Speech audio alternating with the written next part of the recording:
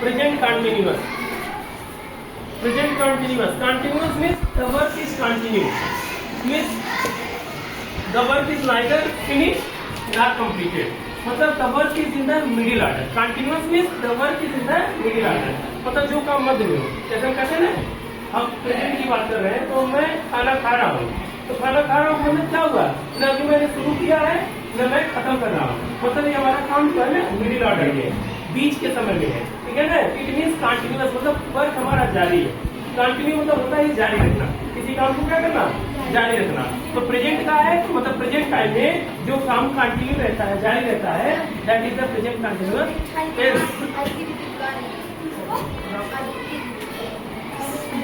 कर देना.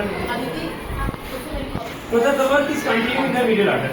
So let us write the definition about the present continuous tense. Okay. So do you know what is present continuous tense? When the work is in the middle order, then this tense is called continuous tense. But in the present time, because we are talking about the present, understood? The work is continue. The work is continue or in the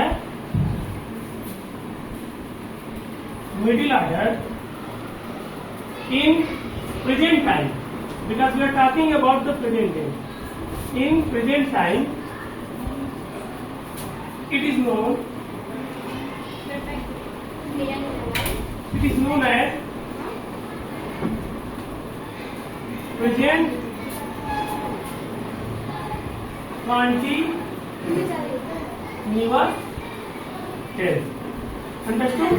The work is in continuous, is in continue or in the middle order. The work is, sorry, in the the work is continue or in the middle order. In present time, it is called present continuous. मतलब work किसी काम का जारी रहना होना पाया जाता है. ठीक है. अब इसकी पहचान क्या होती है अगर हिंदी में होती है? इंग्लिश में तो पहचान करते हैं उसके वर्ब के फॉर्म से और उसके हेल्पिंग वर्ब से. लेकिन हिंदी पहचान करना होता है तो यहाँ लिखते हैं क्या, जिस वाक्य के अंत में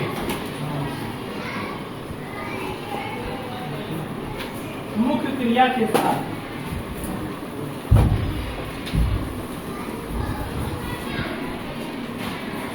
रहा है,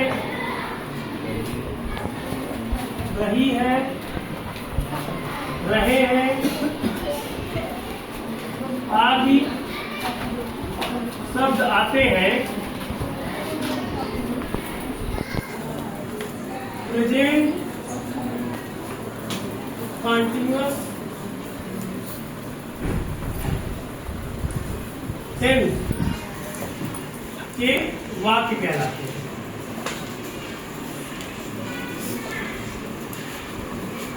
मतलब ये पहचान हो गई कि अगर हिंदी में लिखा हो तो कैसे पहचान, हिंदी को पढ़ते हो हम लोग. तो इसलिए जिन वाक्यों के अंत क्रिया के साथ रहा है, रही है, रहे हैं आदि शब्द आते हैं तो प्रेजेंट कंटिन्यूअस टेंस के सेंटेंस में. ठीक है. अब इसका रूल. तो सबसे पहला काम हेल्पिंग वर्ब. हेल्पिंग वर्ब से इसकी इंग्लिश की पहचान होती है कि किस टेंस में दिया गया है. हेल्पिंग वर्ब क्या होता है, इज एंड आर. क्लियर. अब देखो इसमें 3 हेल्पिंग वर्ब है. इज का यूज होता है, इज का यूज सिंगुलर सब्जेक्ट के साथ. सिंगुलर सब्जेक्ट मतलब एक वचन करता जो सब्जेक्ट सिंगुलर हो. और आर का प्रयोग प्लूरल सब्जेक्ट के साथ. ठीक है. आर का प्रयोग किसके साथ करते हैं, प्लूरल सब्जेक्ट के साथ. और एम का प्रयोग जो करते हैं वो करते हैं only with I. Only with I मतलब केवल मैं के साथ, केवल आई के साथ एम का प्रयोग होता है.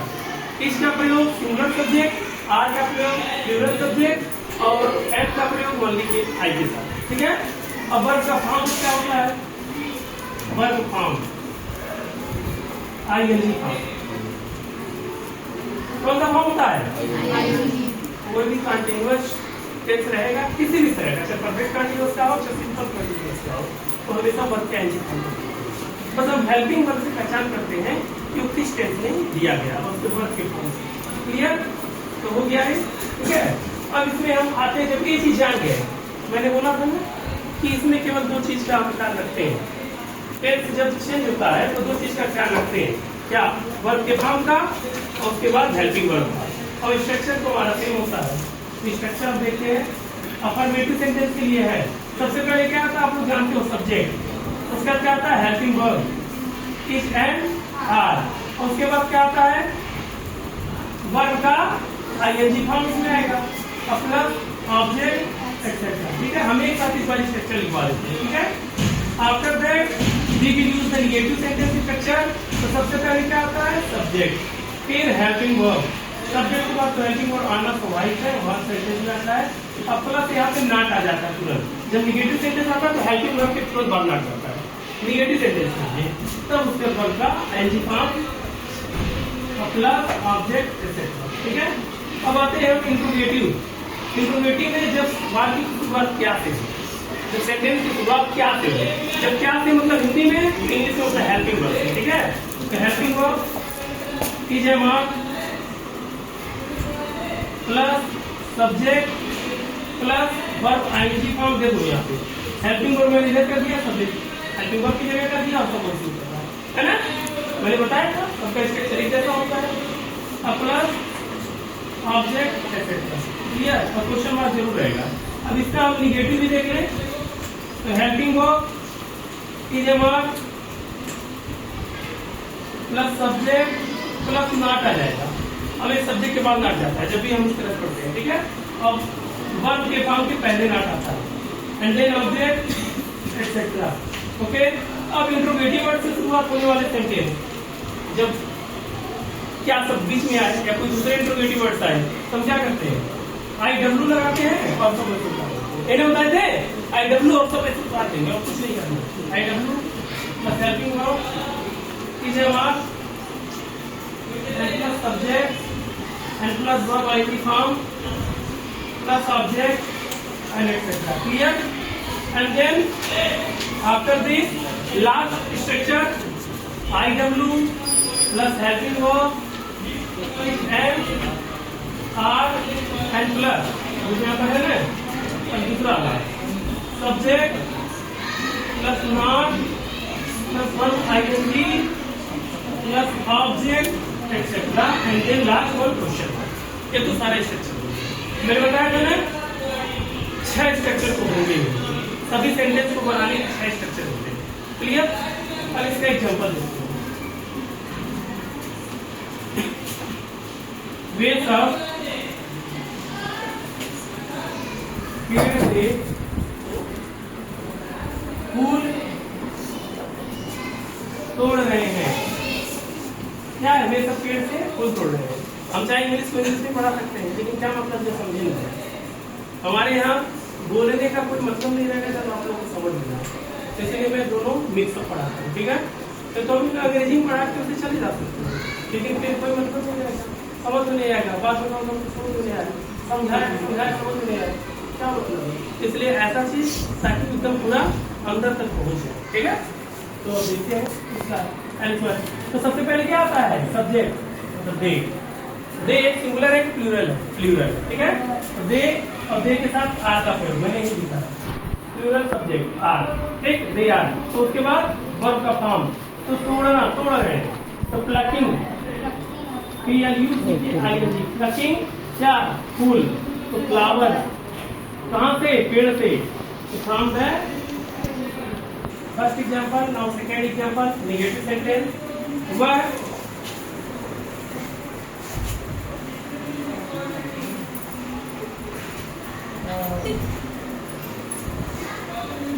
आज गोरखपुर नहीं जा रही है। वह आज गोरखपुर नहीं जा रही है। इट मीन्स व्हाट, सी, क्योंकि लड़की है सी लगेगा, तो she is not going to, she is not going to Gorakhpur, मतलब today. She is not going to Gorakhpur, मतलब आज गोरखपुर नहीं है, ठीक है। तो नेगेटिव सेंटेंस हो गया। अब आप इंट्रोगेटिव थे, तीसरा सेंटेंस क्या, मैं विद्यार्थियों को अंग्रेजी पढ़ा रहा हूँ। क्या मैं आज विद्यार्थियों को अंग्रेजी पढ़ा रहा हूँ? तो अब क्या से शुरुआत हो रहा है ना, तो क्या मतलब हेल्पिंग वर्ब, और यहाँ मैं है तो मैं के अकॉर्डिंग हेल्पिंग वर्ब क्या आएगा, एड। तो एम आ गया, एम आई टीचिंग, अब वर्ब का फॉर्म आप लोग स्ट्रक्चर देखिए यहाँ पे, हेल्पिंग वर्ब सब्जेक्ट, तो हेल्पिंग वर्ब सब्जेक्ट, तो हेल्पिंग वर्ब आई एम और सब्जेक्ट आई, वर्ब का आंसर फॉर्म टीचिंग, और उसके बाद जो ऑब्जेक्ट आता है मतलब teaching English, am I teaching English to the students, to the students, क्या मैं विद्यार्थियों को अंग्रेजी पढ़ा रहा हूँ, ये हो गया। 4 नंबर, क्या गरिमा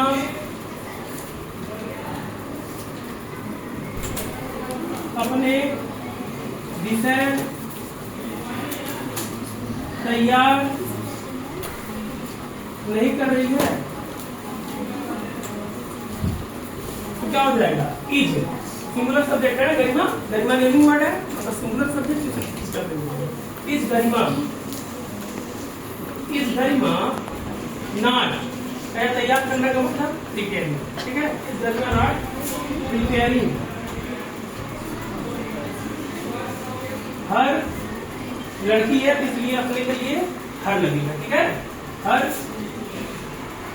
सब्जेक्ट क्वेश्चन मार्क, क्या गरिमा अपने विषय तैयार नहीं कर रही है, is Garima not preparing subject, clear. Next one, ठीक है, तुम शरारत क्यों कर रहे हो, तुम शरारत क्यों कर रहे हो, इट मीन्स एक क्या है, अफर्मेटिव सेंटेंस है बट इंट्रोगेटिव अफर्मेटिव है, ठीक है, ये अफर्मेटिव है लेकिन इंट्रोगेटिव पीस है। तो सबसे पहले हम इंट्रोगेटिव वर्ड लाते हैं वाई, उसके बाद यहाँ तुम है, तो तुम के साथ आर लगता है, यू के साथ आर लगता है, तो why are you, why are you शरारत करना था, doing mischief, why are you doing मिसचिफ,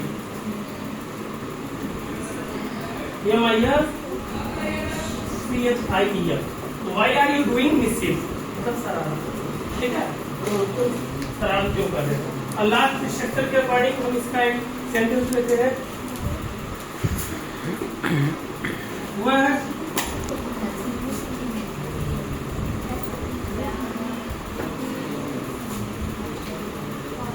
अपना बस्ता क्यों नहीं ला रहा है, वह अपना बस्ता क्यों नहीं ला रहा है, नेगेटिव भी हो गया और इंटरोगेटिव भी हो गया, दोनों हो गया ना। तो वाई, अब चूंकि ये वह है, वह सिंगुलर सब्जेक्ट में आता है इसलिए सिंगुलर सब्जेक्ट का इस टर्म में करते हैं क्यों, क्योंकि interrogative word helping verb subject not verb ING form object, why is he not, अब क्या लाने का होगा ब्रिंग, ठीक है, लाने का क्या होगा अंग्रेजी ब्रिंग, तो ब्रिंगिंग हो जाएगा, ठीक है, वाई इज नॉट ब्रिंगिंग,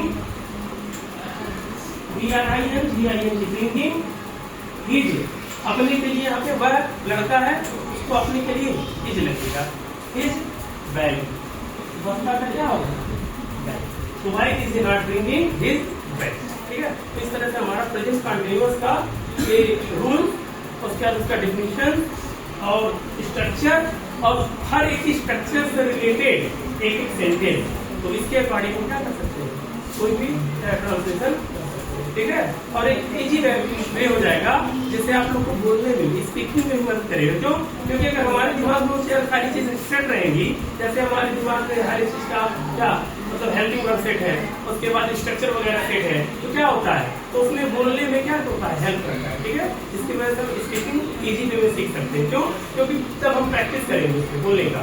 उसके अकॉर्डिंग हम सेंटेंस अपने दिमाग में सेट करेंगे, तो प्रैक्टिस करके बोलेंगे और वो हेल्प करेगा। और वो जो इंग्लिश बोलेंगे ना वो बहुत अच्छा इंग्लिश है, ठीक है।